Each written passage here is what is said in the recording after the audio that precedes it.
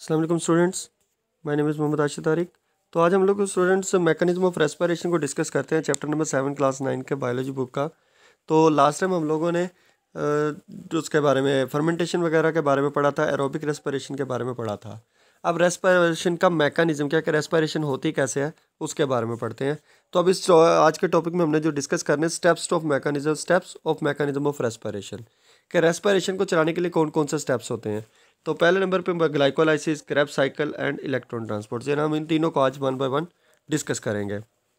तो पहले नंबर पे तो सेलुलर रेस्पिरेशन लास्ट टाइम भी बता दिया, तो फिर इसे एक दफ़ा बता देता हूँ कि सेलुलर रेस्पिरेशन है क्या। ऐसा प्रोसेस है जिसमें ऑर्गेनिजम्स क्या करते हैं, एनर्जी हासिल करते हैं। कहाँ से?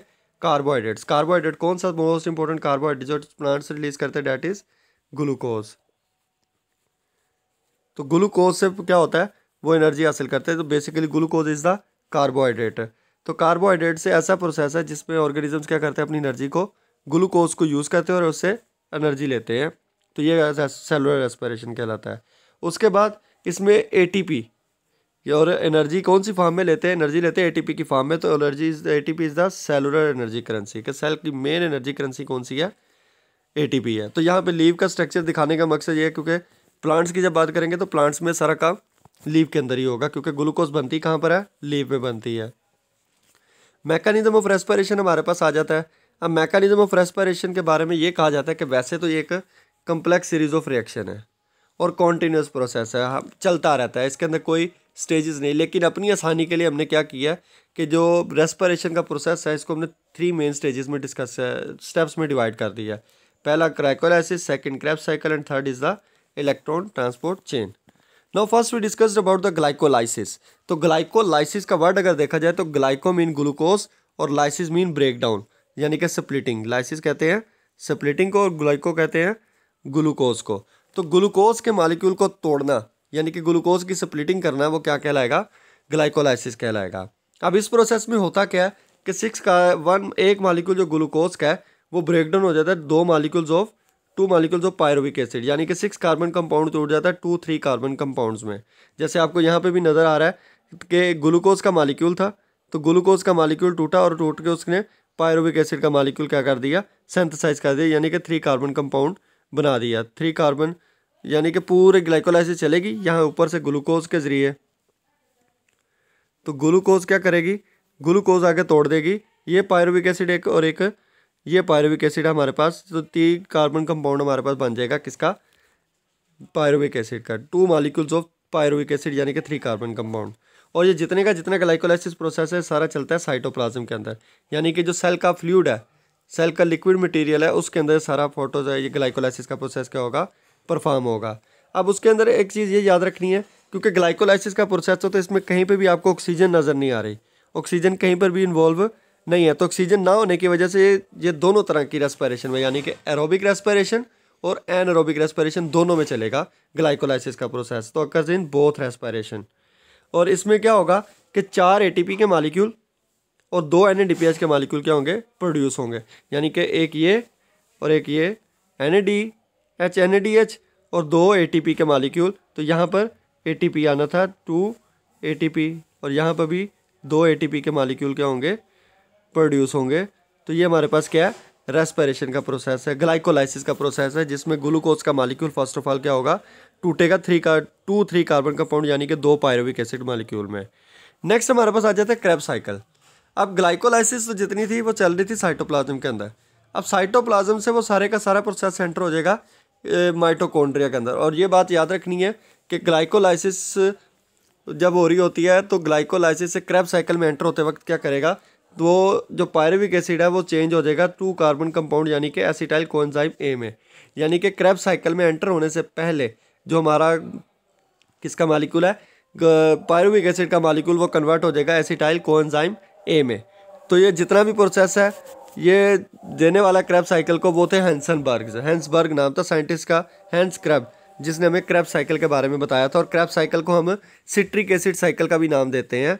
तो ये सिट्रिक एसिड साइकिल भी कहलाती है। तो माइटोकॉन्ड्रिया के अंदर चलता है ये जितने का क्रेब साइकिल का सारा प्रोसेस माइटोकॉन्ड्रिया के अंदर परफॉर्म होता है। अब माइटोकॉन्ड्रिया के अंदर जब जैसे ही क्रेब्स एसिटाइल कोएंजाइम में एंटर हो गया तो एंटर होने के बाद क्या हुआ कि मालिक्यूल जो पायरुविक एसिड का क्योंकि एसिटाइल कोएंजाइम ए में कन्वर्ट हुआ। अब एसिटाइल कोएंजाइम ए के साथ साथ ही वो मालिक्यूल क्या करेगा, ATP, NADH एंड FADH2 को क्या करवाएगा, सिंथेसाइज करवाएगा और इसमें पूरे के एक साइकिल परफॉर्म होगी।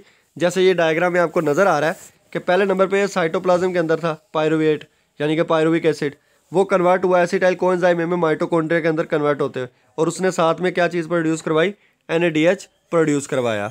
अब इसमें क्या हुआ कि 6 कार्बन मालिक्यूल जो है वो कन्वर्ट होने, अब ये पूरी की पूरी साइकिल एक परफॉर्म होगी और साइकिल परफॉर्म होते वक्त आपको डिफरेंट जगह पर यहाँ पर NADH, इधर NADH, ATP, FADH2, NADH, तो ये डिफरेंट मालिक्यूल्स क्या हो रहे हैं, ये बनते हुए नज़र आ रहे हैं। तो ये जितनी भी आपको NADH एंड FADH2, ATP, ये सब एनर्जी की एक फॉर्म्स है।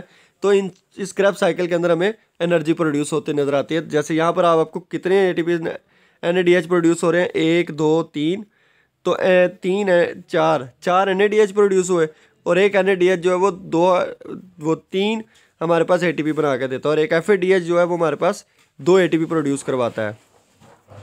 उसके बाद हमारे पास इलेक्ट्रॉन ट्रांसपोर्ट चेन आ जाती है सेकंड नंबर पर, लास्ट वाला पॉइंट जो, तो लास्ट पॉइंट में सेकंड इलेक्ट्रॉन ट्रांसपोर्ट चेन में क्या बताया गया कि ये फाइनल स्टेप है किसका, रेस्पिरेशन का, आखिरी स्टेप है और इसमें इलेक्ट्रॉन जो है वो क्या होते हैं, और transfer on electron transport chain, एक ट्रांसपोर्ट चेन पाई जाती है जिसके ऊपर डिफरेंट कैरियर्स प्रेजेंट होते हैं। तो उस ट्रांसपोर्ट चेन में से इलेक्ट्रॉन्स मूव करते हैं। तो जैसे ही मूव करते हैं तो मूव करने के लिए पहले इलेक्ट्रॉन्स रिलीज़ कहाँ से होंगे, इलेक्ट्रॉन्स रिलीज़ होंगे NADH से एंड FADH2 से, यानी कि दो मालिक्यूल NADH एंड FADH2 जो कि क्रैब साइकिल में बन रहे थे, वो उनमें से क्या होगा, ये दोनों मालिक्यूल्स यूज़ होंगे। यूज़ होने के बाद वो अपने हाइड्रोजन आइंस को रिलीज़ करेंगे, इलेक्ट्रॉन्स रिलीज़ करेंगे और रिलीज़ करने के बाद वो जैसे इलेक्ट्रॉन्स बनेंगे वो इलेक्ट्रॉन कैरियर्स में से यानी कि इलेक्ट्रॉन ट्रांसपोर्ट चेन में से गुजरेंगे। तो गुजरने के बाद वो क्या करेंगे, when electrons move through a series of electron carriers they lose energy. तो जैसे जैसे वो इलेक्ट्रॉन कैरियर्स गुजरते जाएंगे यानी कि एक एक इलेक्ट्रॉन्स के ऊपर से गुजरते जाएंगे कैरियर्स में से, तो गुजरने के साथ साथ वो एनर्जी लूज़ करेंगे किस फॉर्म में, ATP की फॉर्म में। आखिर में क्या होगा, चेन के जो इलेक्ट्रॉन्स और हाइड्रोजन आयन आएंगे वो मिल जाएंगे जाकर मालिक्यूल ऑक्सीजन के साथ और क्या बना देंगे, वाटर का मालिक्यूल सिंथेसाइज कर देंगे। तो ये डायग्राम में आपको नज़र आएगा। तो डायग्राम में अगर देखो तो डायग्राम में आपको यहाँ पे नज़र आ रहा है, ये हमारे पास एक NADH का मालिक्यूल है और ये FADH2 का, ये दोनों कन्वर्ट हो गए NAD positive and FAD positive में। अब इसमें क्या हुआ कि जब NADH NAD पॉजिटिव में कन्वर्ट हुआ तो कन्वर्ट होते वक्त उसने क्या रिलीज़ करवाया, हाइड्रोजन आइंस रिलीज़ करवाया और साथ इलेक्ट्रॉन्स रिलीज़ हुए। इसी तरीके से FADH2 जब कन्वर्ट हुआ FAD में तो इसने भी क्या किया, हाइड्रोजन आइंस रिलीज़ करवाए, तो हाइड्रोजन आइंस वो ऊपर की तरफ चले गए। अब ये हाइड्रोजन आइंस मूव करते हैं, ये हमारे पास जितनी चेन नज़र आ रही है ये वाली, ये हमारे पास क्या नज़र आ रहा है, इलेक्ट्रॉन कैरियर्स नज़र आ रहे हैं। तो यहाँ पर इलेक्ट्रॉन कैरियर्स होंगे, ये इलेक्ट्रॉन, ये जैसे आपके पास ये इलेक्ट्रॉन कैरियर है, ये इलेक्ट्रॉन कैरियर है, तो डिफरेंट इलेक्ट्रॉन कैरियर्स ऊपर पाए जाते हैं। तो डिफरेंट इलेक्ट्रॉन कैरियर्स में से गुजरते हुए वो आगे जाकर एंड पर मॉलिक्यूल ऑक्सीजन के साथ मिलेंगे, हाइड्रोजन आइंस और इलेक्ट्रॉन्स ऑक्सीजन के साथ मिलकर वो क्या बना देंगे, हमारे पास वाटर को सिंथेसाइज करवा देंगे। तो ये सारे का सारा प्रोसेस क्या हमारे पास, इलेक्ट्रॉन ट्रांसपोर्ट चेन का। और इसमें एक बात याद रखनी है कि जैसे जैसे वो इलेक्ट्रॉन्स कैरियर्स के ऊपर से गुजरते जाएंगे तो एनर्जी रिलीज़ होगी किस फॉर्म में, ATP की फॉर्म में रिलीज़ होगी। यहाँ पर अब आपको एक जनरल व्यू दिखाया गया है। तो जनरल व्यू में आप लोग देख लें कि पहले नंबर पे ग्लाइकोलाइसिस का प्रोसेस है। तो ग्लूकोज का मालिक्यूल वो बनाएगा 2 पायरुविक एसिड, ATP और NAD, और यूज़ किसको करेगा, ATP बनाने के लिए ADP यूज़ होगा, एडिनोसिन डाइफॉस्फेट, और NADH को बनाने के लिए NAD पॉजिटिव यूज़ किया जाएगा। तो पायरुविक एसिड के साथ साथ ATP और NADH प्रोड्यूस हो गए। अब ये जो पायरुविक एसिड था उसने क्रैब साइकिल में जाने के लिए पहले किस में कन्वर्ट होना था, एसिटाइल कोएंजाइम ए में। तो वो कैसे होगा, कोएंजाइम ए आकर पायरुविक एसिड के साथ अटैच होगा और वो उसको बना देगा एसिटाइल कोएंजाइम ए। अब एसिटाइल कोएंजाइम ए में क्या होगा, क्रैब साइकिल सारी परफॉर्म होगी। अब क्रैब साइकिल में ये यूज़ होंगे FAD पॉजिटिव, NAD पॉजिटिव। ये यूज़ होने के बाद क्योंकि ADP उससे ATP बनेगा, NAD पॉजिटिव था तो NADH और FADH2, ये पीछे मैंने बताया भी कि इलेक्ट्रॉन उसमें क्रैब साइकिल में ये तीनों हमारे पास क्या होते हैं, प्रोड्यूस होते हैं। और ये सब इसमें से कोएंजाइम ए निकलेगा, साथ साथ कौन सी चीज़ रिलीज़ होगी, कार्बन डाइऑक्साइड इसमें से रिलीज़ होगी। नेक्स्ट आ जाता है हमारे पास थर्ड प्रोसेस, वो आ जाता है इलेक्ट्रॉन ट्रांसपोर्ट चेन।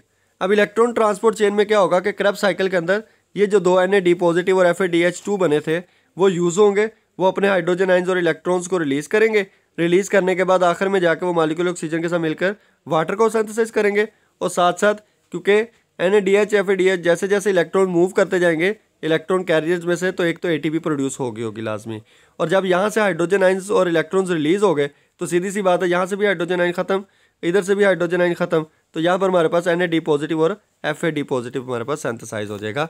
तो ये हमारे पास क्या मैकेनिज्म है किस चीज़ का, रेस्पिरेशन का, कि एक सेल है, सेल के अंदर एनर्जी कैसे पर यूज़ हो रही है, क्योंकि बन तो रही थी प्लांट सेल के अंदर, अब उसको यूज़ भी तो करना था ना।